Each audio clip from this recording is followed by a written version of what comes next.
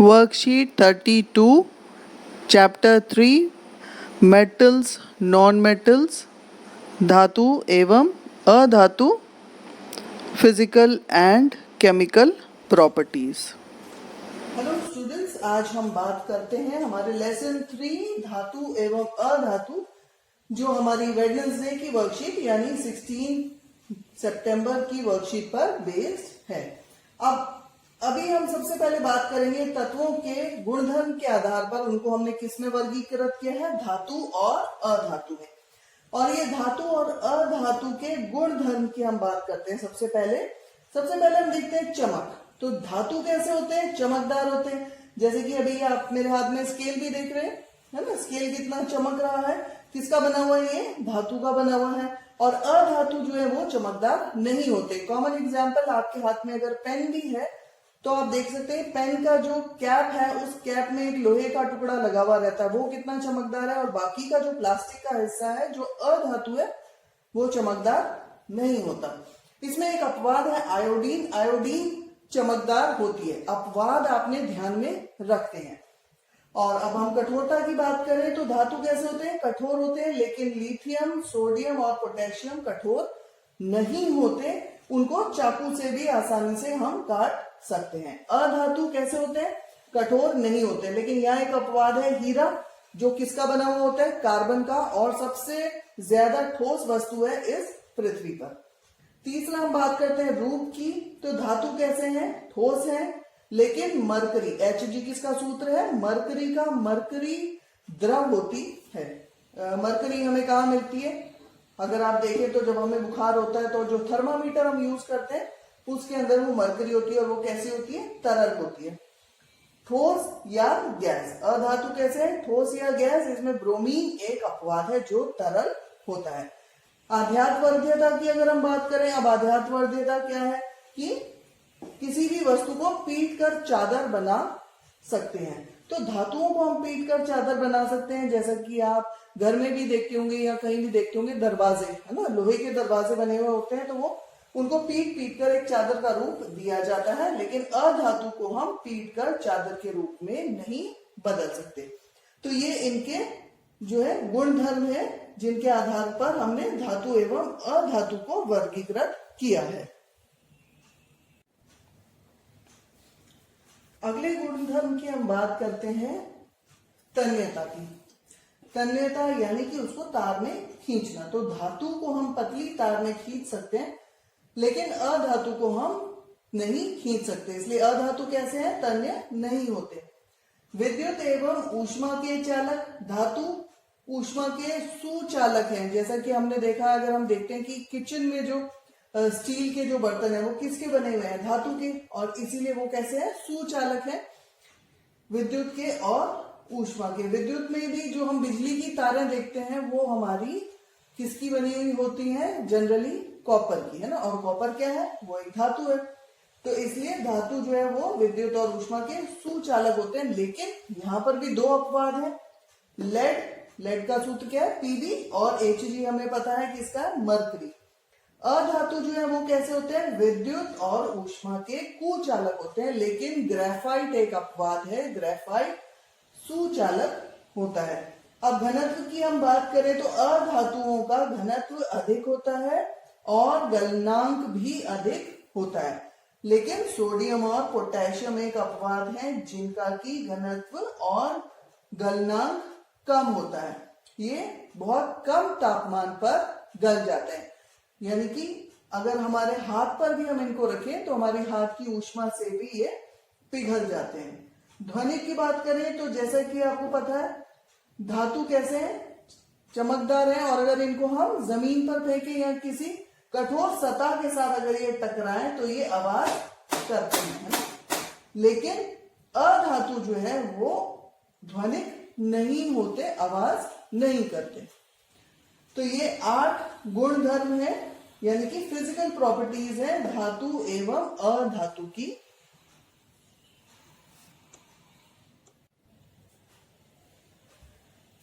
अब हम धातु एवं अधातु की रासायनिक अभिक्रियाओं के बारे में बात करते हैं।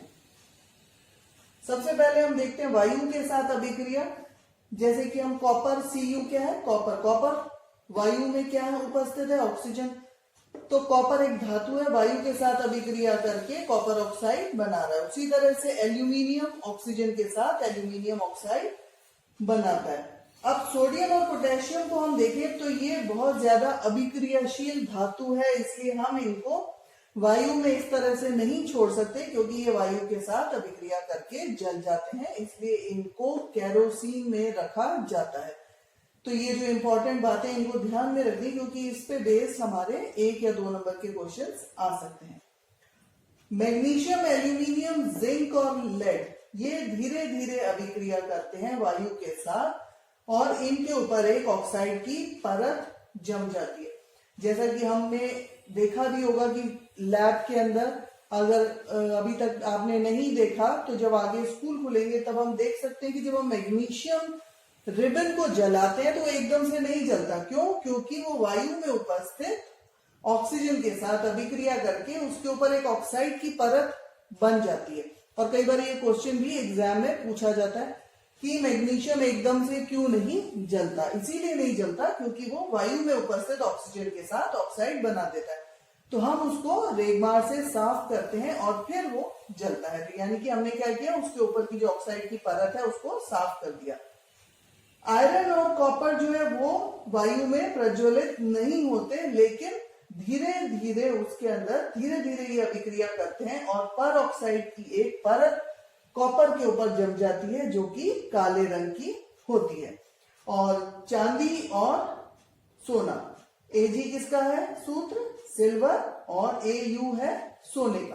तो ये दोनों बिल्कुल भी वायु के साथ अभिक्रिया नहीं करते। अब हम पानी का देखें तो धातु जो है वो भाप के साथ अभिक्रिया करते हैं। कौन से धातु? एल्यूमिनियम, आयरन और जिंक। अब ठंडे जल की अगर हम बात करें तो ठंडे जल की अभिक्रिया सोडियम, पोटेशियम और कैल्शियम। तीसरा, गर्म जल के साथ कौन अभिक्रिया कर रहा है? मैग्नीशियम। अब कैल्शियम और मैग्नीशियम जब जल के साथ अभिक्रिया करते हैं तो अभिक्रिया करने के पश्चात ये उस पानी के ऊपर तैरने लगते हैं। तो कई बार ये भी एक प्रश्न आता है कि कौन से धातु हैं जो पानी पर तैरते हैं? वो है कैल्शियम और मैग्नीशियम। अब जल के साथ कौन से धातु अभिक्रिया नहीं करते? वो है Pb, lead, Cu, copper, Au, gold और Ag, सिल्वर। तो ये धातु जल के साथ अभिक्रिया नहीं करते। तो हमें ये ध्यान में रखना है कि कौन सा धातु ठंडे जल से अभिक्रिया कर रहा है, कौन सा गर्म जल से, और कौन से धातु अभिक्रिया नहीं करते और कौन से धातु भाप के साथ अभिक्रिया करते हैं।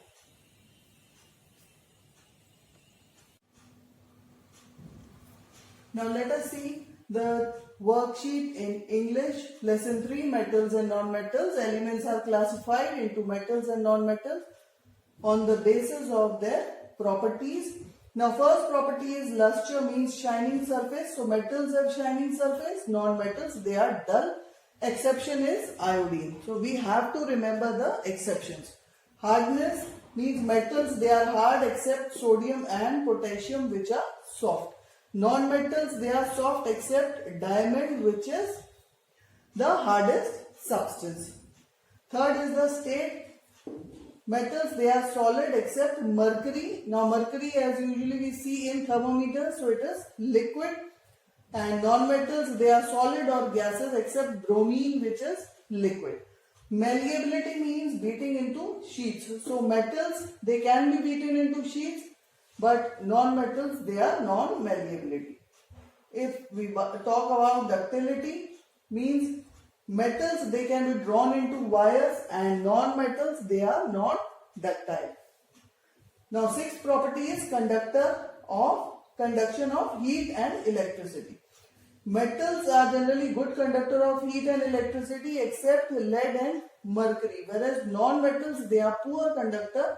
Again exception is graphite. Graphite is a good conductor of electricity.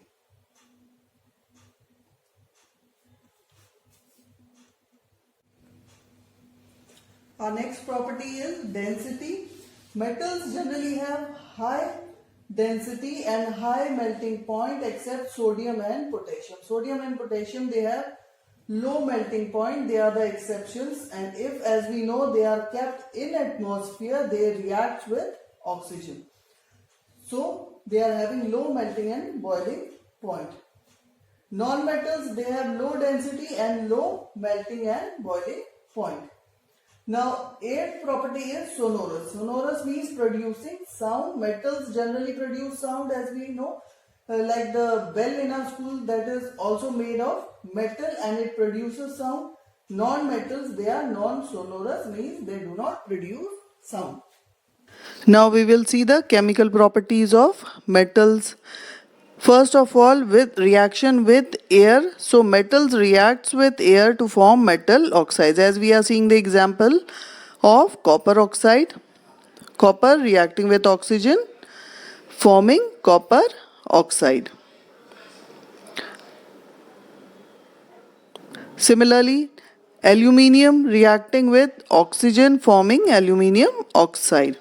Now sodium and potassium, they are highly reactive, and when kept in air they react with air, and this reaction is vigorous. So sodium and potassium are kept in kerosene so that they do not react with air. Our next reaction is magnesium, aluminium, zinc and lead. They react very slowly with air and forms a oxide layer on their surface. Now as we know that magnesium ribbon, it burns in air but not burn as it does not catches fire easily. Why? Because an oxide layer is present on magnesium and it has to be rubbed with sandpaper so as to remove the oxide layer. Then only magnesium is able to burn. So sometimes this question comes in question that why magnesium does not burn easily, because of the presence of this oxide layer. Now next, as we are seeing in worksheet, iron and copper. Iron and copper do not burn easily, but iron powder burns when it reacts with oxygen. And next is copper, which forms peroxide, that is a black coating on copper of copper oxide. Now silver and gold, they do not react with air. Silver Ag and gold is Au. Now next, reaction of metals with steam. So with steam, aluminium, iron and zinc, they react with steam. Next is with cold water, sodium, potassium and calcium, they react with cold water.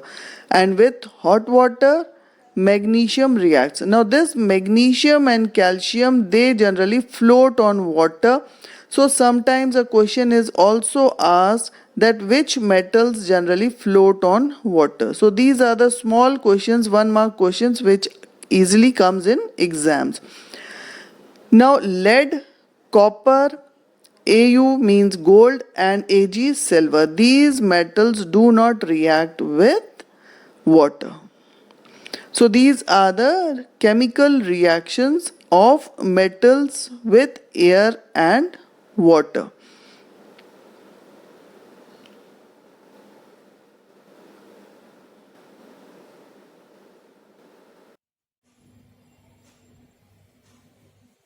Students, अब हम बात करते हैं उभयधर्मी oxides की। अब उभयधर्मी oxides क्या है? जो अम्ल और क्षार दोनों के साथ अभिक्रिया करके लवण और जल बनाते हैं, ऐसे ऑक्साइड को हम उभयधर्मी ऑक्साइड कहते हैं। Amphoteric oxide means which reacts both with acid and base, means oxides which are reacting with acid and base to form salt and water. Example हमने यहाँ पर दिया Al2O3 plus 6HCl forming aluminium chloride and water, and Al2O3 reacting with sodium hydroxide forming sodium aluminate NaAlO2 plus water। यानी कि ये क्या है? Aluminium oxide है, जो HCl क्या है? एसिड, NaOH क्या है? बेस, अम्ल, क्षार।